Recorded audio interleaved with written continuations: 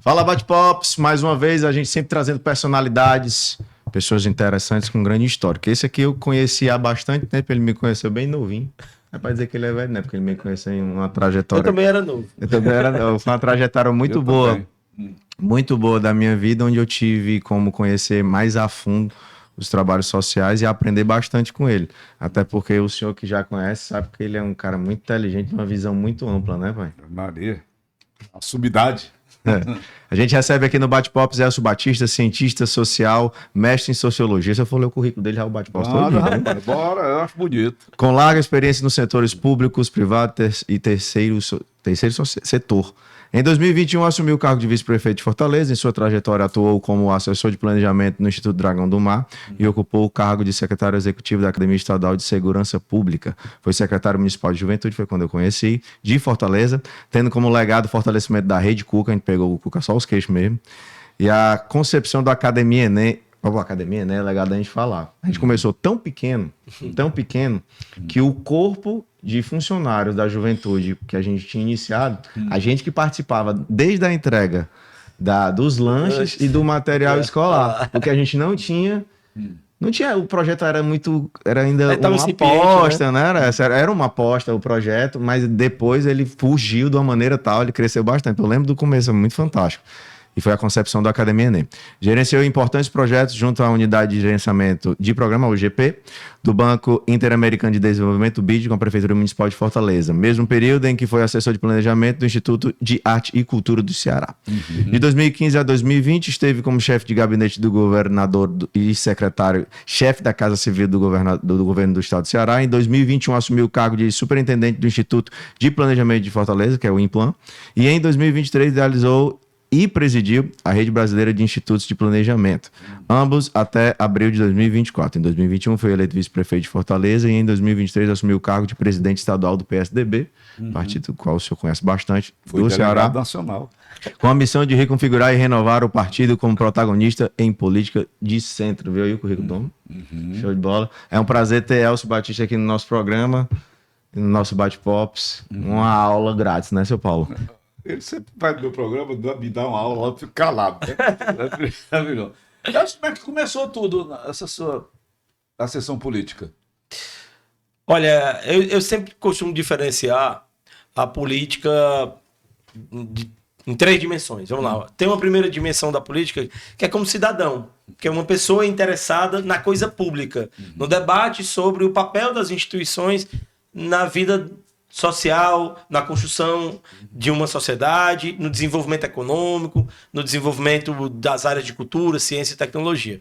Então, como cidadão, eu posso dizer para você que desde criança que eu estou envolvido com a política, porque meu pai, lá no interior, em Aiuaba, ele era envolvido politicamente, foi vereador em Aiuaba e participava do debate sobre a vida numa comunidadezinha que tinha aproximadamente 500 pessoas, que era o distrito de São Nicolau e a cidade, o município de Aiuaba. Então, como cidadão desde muito criança. Caiu da veia. Caiu na veia. Depois, eu costumo dizer que tem uma outra dimensão da política, que é você trabalhar no setor público.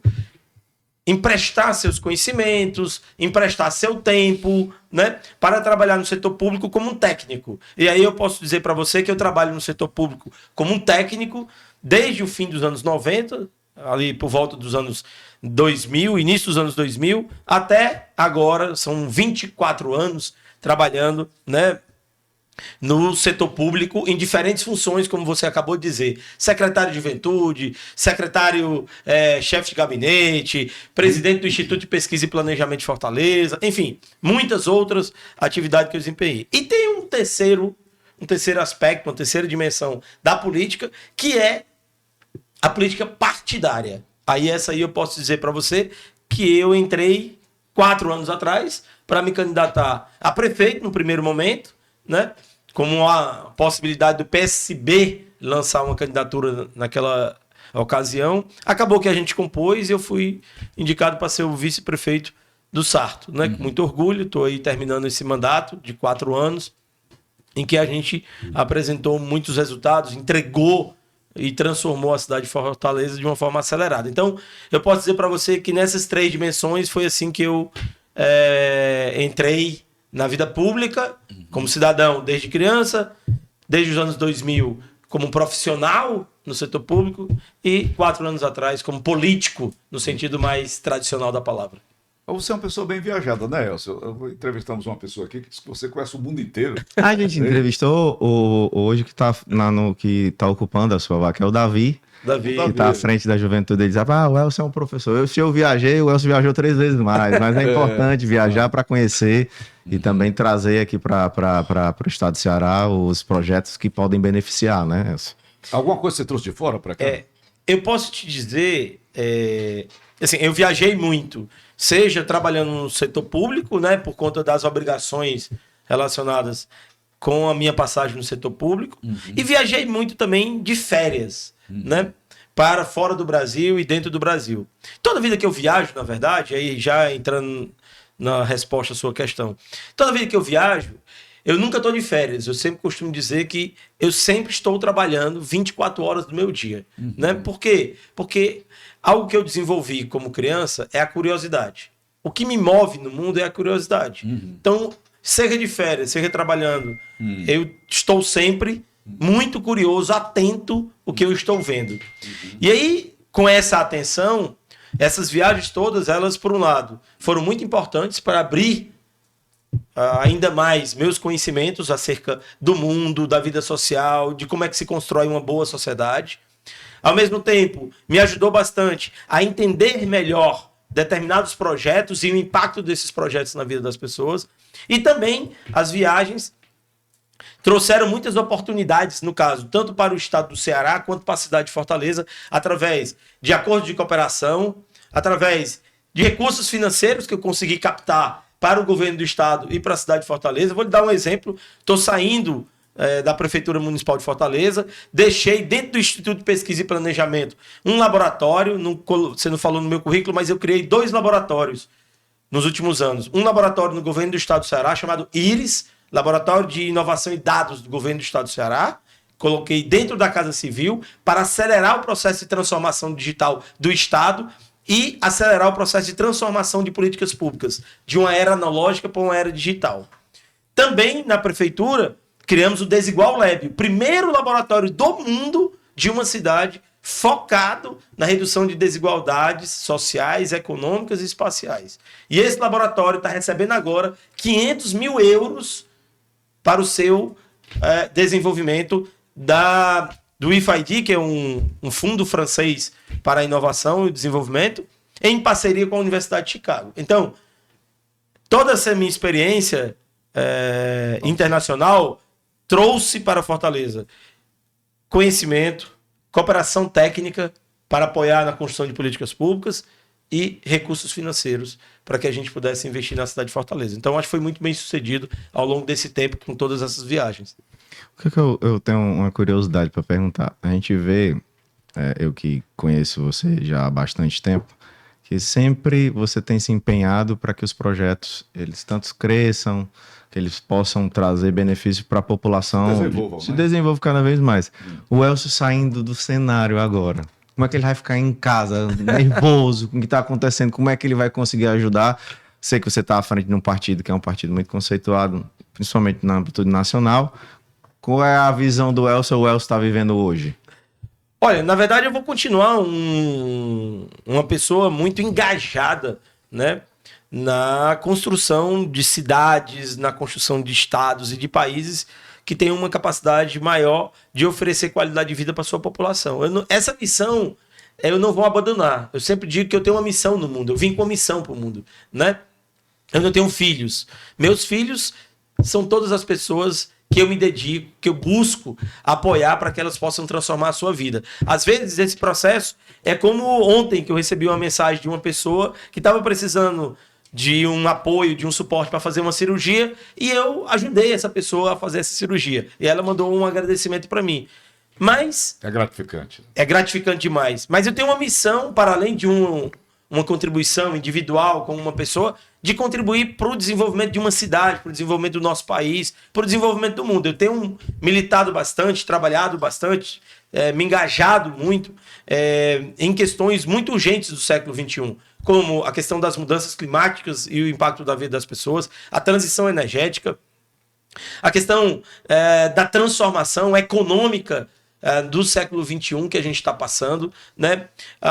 O impacto das mudanças demográficas na vida, principalmente da sociedade brasileira, como é que isso vai impactar as políticas públicas, né, no nosso país. Então eu tenho me debruçado bastante sobre tudo isso, no sentido de que é importante participar desses movimentos e atuar para que esses movimentos eles tragam mais justiça social, para que eles tragam mais desenvolvimento, mais possibilidade das pessoas se realizarem pessoal e profissionalmente. Então eu posso dizer para você que eu já estou trabalhando para o dia 1º de janeiro, está super atuante em muitas atividades, como eu sempre fiz, né? Eu gosto de trabalhar em vários projetos ao mesmo tempo, sempre me dediquei a várias atividades ao longo do dia, né? E vou continuar fazendo isso. isso. Em homens públicos, você já trabalhou algum nome assim? Algum nome? Público, para o homem público, como político. O meu nome? Não. Por exemplo, Paulo Sadar é louco por política, mas nunca foi trabalhado para isso. Sim. Formar pessoas, qualificar pessoas. Sim, eu tenho essa missão hoje no PSDB, né? Hoje, o PSDB, ele está passando por um processo de renovação. Temos a maior liderança da história do PSDB no Ceará, que é o senador Tasso Gereissati, né? Assim como um dos maiores líderes do PSDB no Brasil. É sempre bom lembrar que tudo que aconteceu na década de 90 e que repercutiu para o Brasil ao longo de todo esse tempo, e que é aquilo que o PSDB deixou de legado para o Brasil, nasceu da experiência do Ceará e foi exportada nacionalmente. Quem primeiro fez o ajuste fiscal no estado no Brasil foi o senador Tasso Gereissati, na época governador do Ceará. Depois virou plano real lá com o governo Fernando Henrique Cardoso e Itamar Franco antes do Fernando Henrique Cardoso. Quem construiu políticas públicas baseadas em evidências, baseadas em dados, foi o senador Tasso Gereissati e depois seguido pelo governador à época Ciro Gomes. Então, tudo que hoje é vanguarda no nosso país foi construído no Ceará e virou referência nacional no PSDB quando o Fernando Henrique Cardoso foi presidente por 8 anos, né? Por isso que eu sempre digo que está no momento de que a população brasileira precisa de novo do PSDB, precisa de novo da visão do PSDB, da ideologia, daquilo que o PSDB defendeu e defende como sendo o melhor caminho para o desenvolvimento da sociedade brasileira e do nosso país, né? E agora o PSDB tem tudo para se atualizar do ponto de vista do seu programa, tem tudo para se renovar e para apresentar para o Brasil um novo modelo, né? Um novo projeto, para que ele possa aproveitar as oportunidades do século XXI. Nós estamos desperdiçando todas, porque a gente tem nos últimos... depois que o PSDB saiu do poder, em 2002, de 2002 para cá, nós temos vivido no Brasil um desperdício. E voltando ao passado, um atraso. Né? Os governos do PT têm levado o Brasil para trás, têm feito o Brasil retroceder e não aproveitar as grandes oportunidades que a gente tem. Por isso que eu sempre digo que o Brasil está com saudade do PSDB, o Ceará está com saudade do PSDB. E minha missão é essa, justamente de renovar, de atrair novos quadros, de formar novos quadros para a política no século XXI. Então essa é uma das missões que eu vou ter a partir de janeiro. Já estou tendo, mas a partir de janeiro eu me dedicarei ainda mais. Estou aí. Quero perguntar do Elcio da época da juventude. Interessante, eu fui da campanha do Tasso, da primeira campanha dele. O senhor participou da primeira para governador, não é? Eu era o da Radon. É o novo? Da década de 80. Tinha um editorial, quem lia era eu, inclusive com a minha vinheta. Rapaz, isso dava uma confusão danada lá na rádio que eu trabalhava, né? Paulo Oliveira, senhoras e senhores, isso gravado para o rádio, né? E quando o Tasso assumiu a presidência nacional do partido, eu também fazia parte, integrava lá um quadro de delegados, e eu torcendo, rapaz, para que o Fernando Henrique escolhesse o Tasso para ser presidente deste país. Mas meteram o Zé Serra no meio, São Paulo entrou na briga e não deu. O Tasso seria, talvez, o primeiro presidente do Brasil formado em administração. O Brasil nunca teve um presidente formado em administração. Eu acho que o Brasil perdeu muito em ter desperdiçou esse talento o senador todo. Tasso Gereissati como presidente do nosso país. Se ele tivesse tido essa oportunidade de ter sido candidato a presidente e tivesse ganho a eleição, seríamos outro país, né? Então eu acho que o nosso país aproveitou as oportunidades porque também não teve lideranças à frente do país capazes de levá-lo a que ele se desenvolvesse ainda mais, melhorando a qualidade de vida. É muito triste chegarmos no século XXI com a trajetória que o Brasil teve e você ter ainda, por exemplo, no estado do Ceará e no Brasil, a gente discutindo o combate à fome e à pobreza no nosso país. O país que é um dos maiores produtores de alimentos do mundo. E aí, a grande novidade que o Lula lançou agora no G20 foi uma aliança global contra a fome e a pobreza, né? Ou seja, se o Brasil não resolveu o seu próprio problema, né? E quer liderar no mundo essa discussão. Então, eu acho que a gente precisa de um novo modelo que seja capaz de enfrentar e resolver esses problemas. Ser exemplo, né? Não é exemplo de nada. E que são do século XX, né? Em muitos países, claro, a fome continua presente, como no Brasil, mas o Brasil deveria ter resolvido esse problema no século XX, não no século XXI. Até porque, do ponto de vista da produção de alimentos, nós somos um dos maiores produtores de alimentos em praticamente todos os setores. Se eu vou para camarão, nós somos o maior produtor de alimentos, de camarão. Se eu vou para soja, milho, frango, pecuária, a pecuária, ovino, capri, enfim, em todas as áreas a gente lidera. Entretanto, somos um país que tem uma quantidade ainda muito grande de pessoas que passam fome, que não tem a segurança alimentar garantida, e também um país em que a gente convive com a pobreza e uma extrema desigualdade, né? Então eu acho que nós perdemos muitas oportunidades e se o senador Tasso Gereissati tivesse sido presidente, seria tudo diferente. Eu lembro disso. Agora, na educação, aqui em Fortaleza nós avançamos muito, não foi, Elcio? Avançamos. Mais uma vez, uma mudança que começou com, na época, o governador Tasso Gereissati, naquele momento em que ele começa a reestruturar o sistema educacional no estado do Ceará. O Ceará no mapa do Brasil, que não existia. E coloca, em primeiro lugar, toda criança na escola. Veja, o primeiro momento da educação é você garantir que as crianças pudessem estar dentro da escola.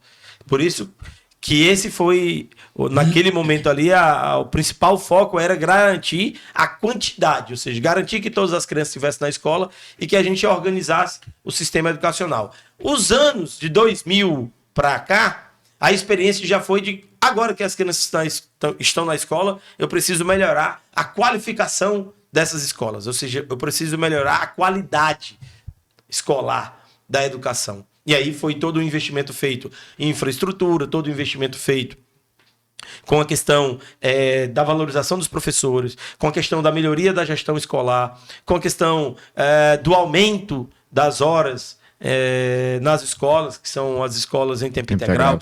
No governo Cid, com as escolas profissionalizantes. Então, depois que minimamente você estruturou a educação e colocou ela como uma prioridade, o segundo momento era focar na qualidade, que é o que a gente vê que está acontecendo. E o caso de Fortaleza, essa qualidade chegou com a gestão do prefeito Roberto Cláudio, que eu acompanhei naquele momento e que a gente definiu que era uma prioridade a educação e que deveríamos fazer com que Fortaleza, que vinha de uma experiência trágica do PT, com 450 dias de greve em 8 anos de gestão de Luiziane Lins, a gente pudesse superar com um novo modelo educacional no município. E foi isso que aconteceu. Hoje Fortaleza tem 70% de matrícula em tempo integral, aproximadamente.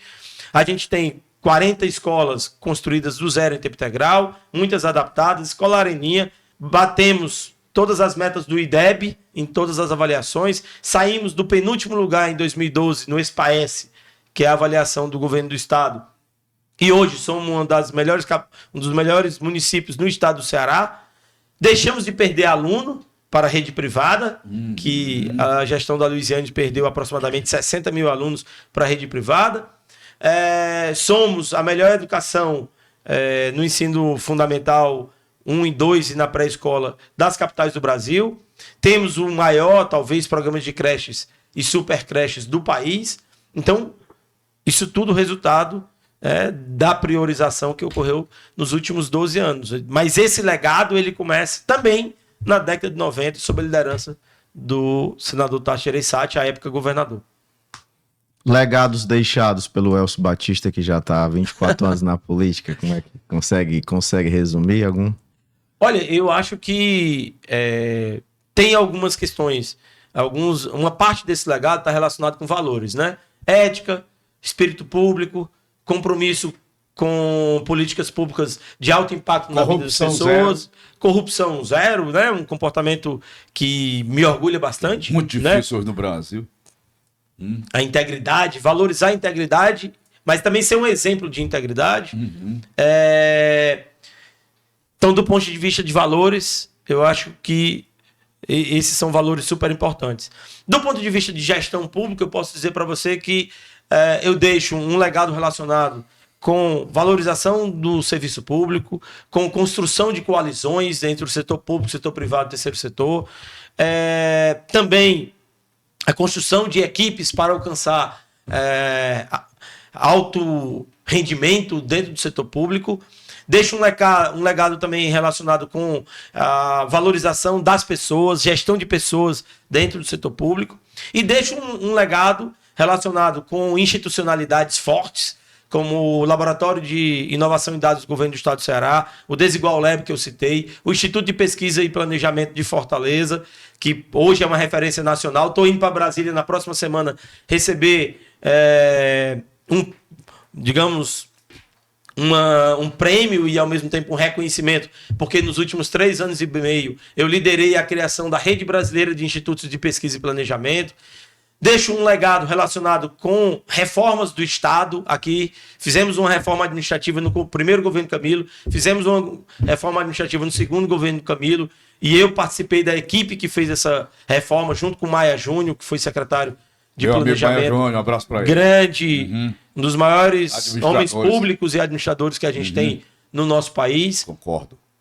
E deixo um legado também relacionado com a questão de medir o impacto de políticas públicas. Algo que o nosso país não faz, algo que ainda estamos engateando, mas eu trabalhei nos anos 2000, no Banco Interamericano de Desenvolvimento aqui, num projeto relacionado com monitoramento e avaliação, como técnico, desenvolvi uma expertise nessa área e, nos últimos anos, tenho focado bastante em fortalecer as políticas de avaliação de políticas públicas, para que a gente saiba o que funciona, o que não funciona. E o que a gente pode fazer para ter alto impacto com baixo custo.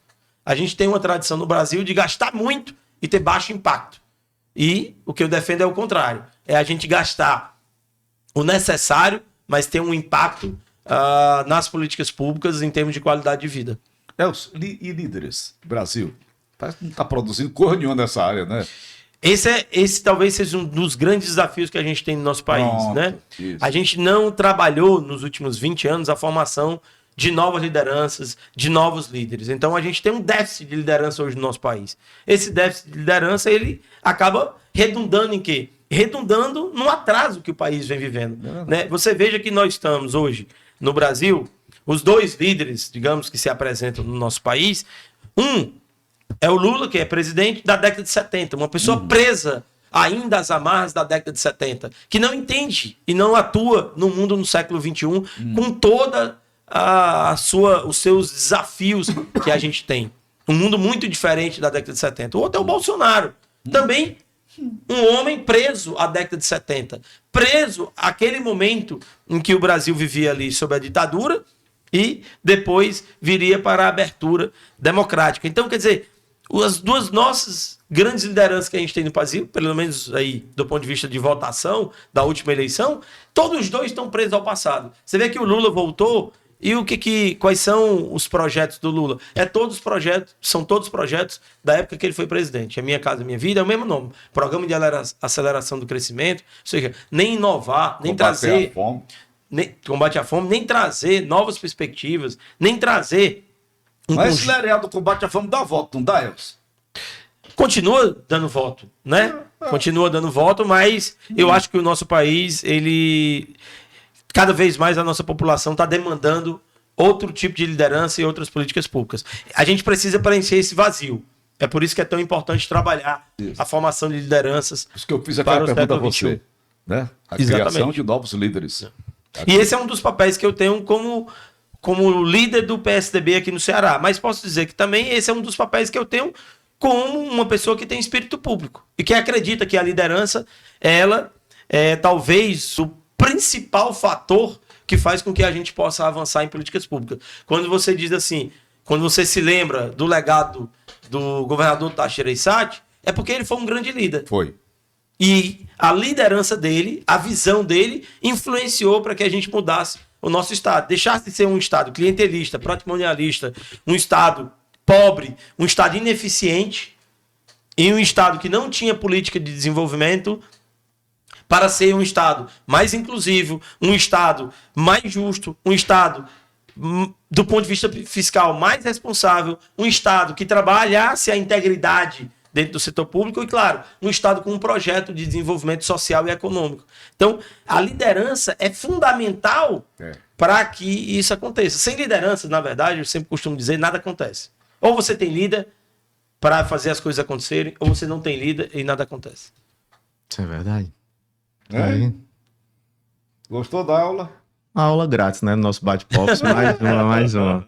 E aqui no bate-papo a gente recebe de tudo, Elcio. De humoristas a cantores. Da época do Tasso, eu lembro o Franco Montoro, aquela turma toda, né? Era um negócio, era um espetáculo. O engraçado é, todo, quando o pai fala do Tasso, como ele fala também do início da trajetória do Ciro, que ele acompanhou, o pai era muito inserido na política. Se fala do político daquela forma de admiração, né?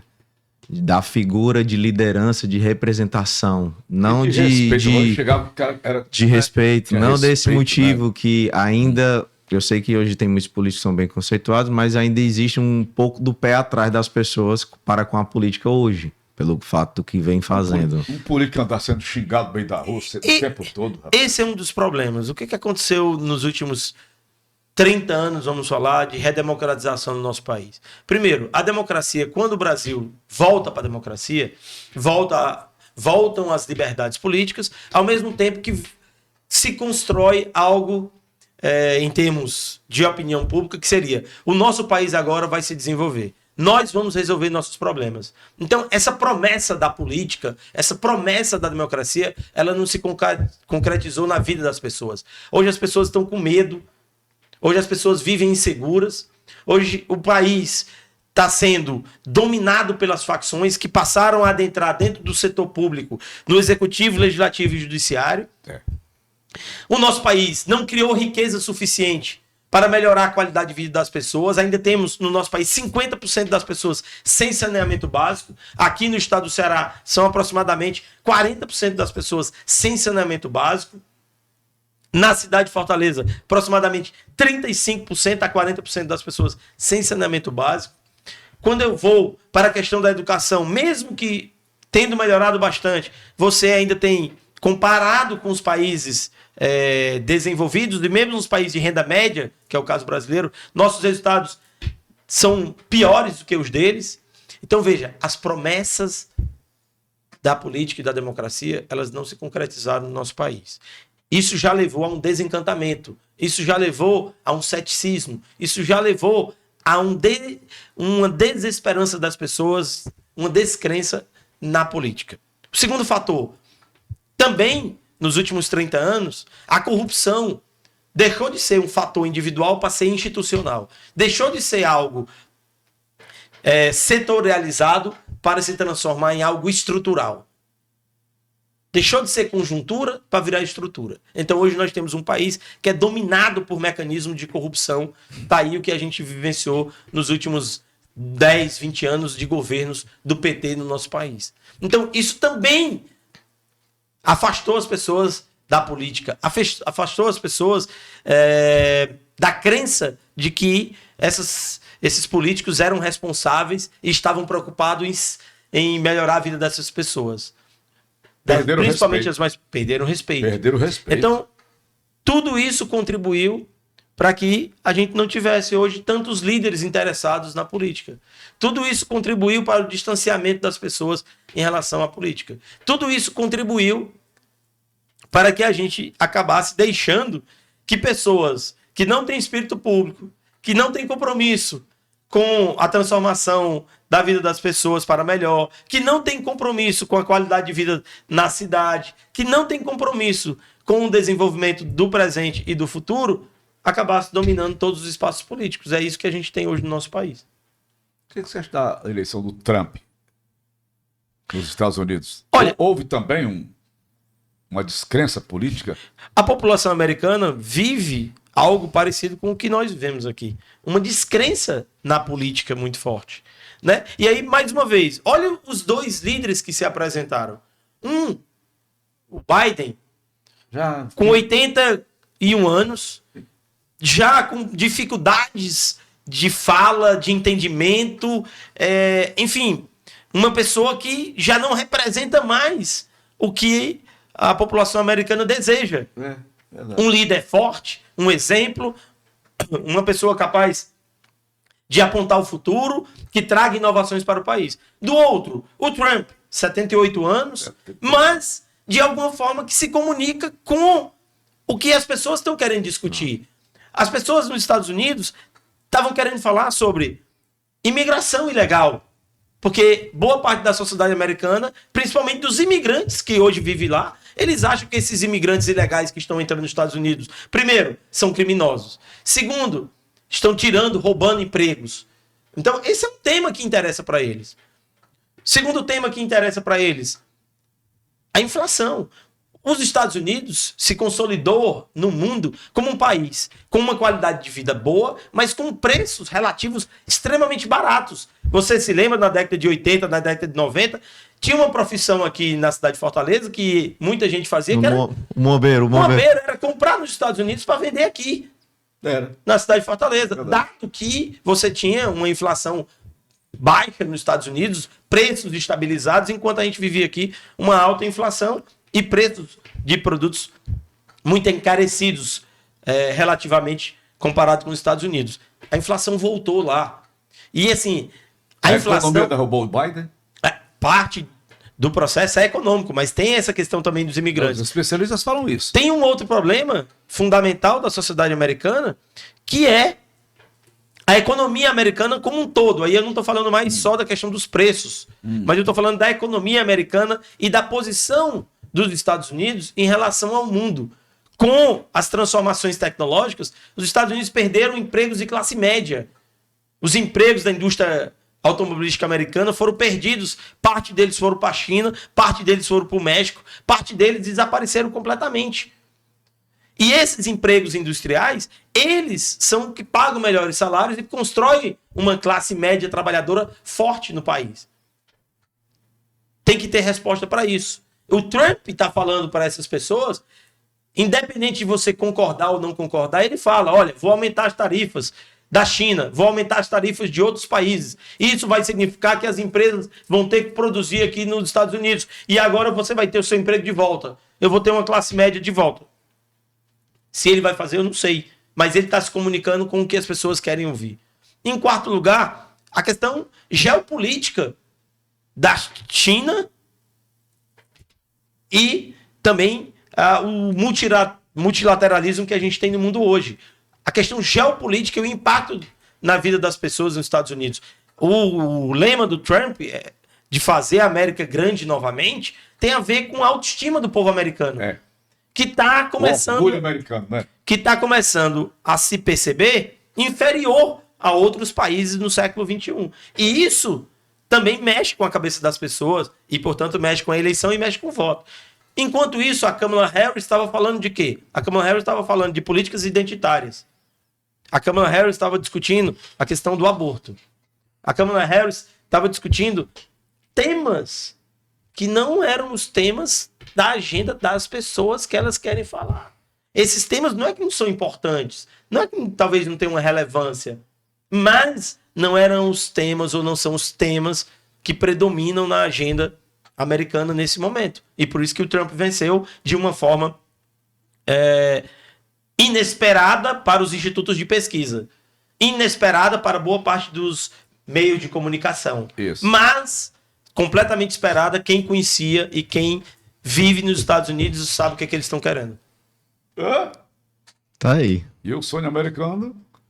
Vamos ver se voltou, né? De Donald Trump, né? A promessa dele é que esse sonho americano ele possa ser reavivado, ele possa ter uma nova versão atualizada dele para o século XXI. O Brasil caminha parecido com isso? O Brasil... Não tem problema de imigrante aqui, não é? Graças a Deus. O Brasil, ele está vivendo agora ele se encontrou consigo mesmo nessas últimas 2 décadas. Em que sentido? Na década de 50, na década de 60, tem um livro super famoso, né, sobre o Brasil, que é Brasil, País do Futuro. Uhum. O que aconteceu de lá até aqui? O futuro chegou. Só que esse futuro que chegou não foi o futuro que foi prometido. Então agora nós nos encontramos com nossa própria história. Nós nos encontramos com o futuro que não chegou. Nós nos encontramos com os nossos problemas. E a população brasileira, nesse momento, vive, né, uma grande insatisfação com o establishment, com os estabelecidos que a gente tem na nossa sociedade. Né? Vamos ser terceiro mundo até quando, Elcio? Exatamente. Terceiro mundo. Terceiro mundo, enquanto vamos ser um país em desenvolvimento, porque esse resultado que se esperava que seríamos o país do futuro, quando o futuro chegou, é totalmente diferente da minha expectativa. Então nós agora fomos confrontados. Tem muito no Instagram, né? Aparece muito meme, que é expectativa e realidade, né? Então a expectativa que foi criada para o Brasil era que quando chegasse os anos 2000, nós seríamos um país desenvolvido, nós seríamos um país rico, nós seríamos um país com menos desigualdade, nós seríamos um país... Pobreza zero. Com segurança para as pessoas viverem, sem pobreza, com muitos empregos e, do ponto de vista científico, tecnológico, seríamos uma potência no mundo. Quando chegou, nada disso aconteceu. Então a realidade, esse confronto com a realidade é que está fazendo com que a população brasileira seja tão crítica e tenha tanta desesperança em relação ao momento que a gente está passando. Daí a necessidade de ter novos líderes com uma nova visão e com, claro, um novo projeto em relação ao futuro. Beleza? Por mim, tá essa aula para mim foi suficiente. Da minha nova rádio, eu vou agora para a Rádio Sol. Vamos lá. Já fica aqui o meu compromisso de, assim que você assumir lá, eu já tô chegando junto. Dia 2 de dezembro. De 5 às 8. 5 às 8. Voltando ao meu horário antigo. Pois me convide, porque eu me acordo todo dia, 5h30 da manhã. Vou pra academia. Vou pra academia.